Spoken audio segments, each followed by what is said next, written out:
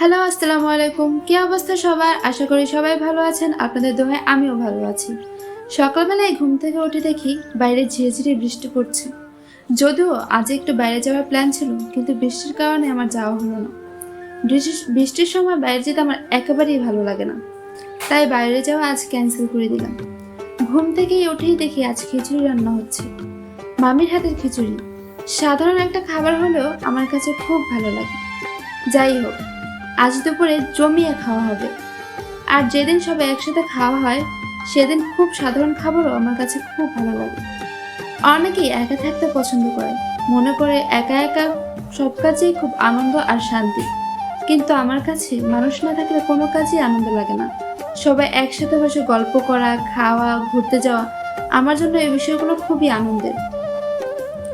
কথা বলতে বলতে ওই দিকের খিচুড়ির মশলা কষানো প্রায় শেষের দিকে। আমরা এই খিচুড়িটাকে আমাদের আঞ্চলিক ভাষায় লেচকা খিচুড়ি বলি। যখনই আমরা এই খিচুড়িটা রান্না করি সব সময় ডালটা আগে সিদ্ধ করে নিই। এতে করে ডাল সিদ্ধ না হবার ভয় থাকে না, আর অনেকটা সময় বেঁচে যায়। আর আপনাদের সাথে আরেকটা ছোট্ট ট্রিক্স শেয়ার করি। ঝরঝরে খিচুড়ি রান্না করার সময় আমরা অনেক সময় পানি কম দিয়ে ফেলি, তখন ডাল বা চালটা শক্ত থাকে। তখন যদি আমরা উপর দিয়ে একটা পলি দিয়ে ঢাকা দিয়ে রেখে দেই, তাহলে দেখা যাবে ডাল ও চাল দুটোটাই সিদ্ধ হয়ে গেছে, আর তখন ঝরঝরে হয়ে যাবে।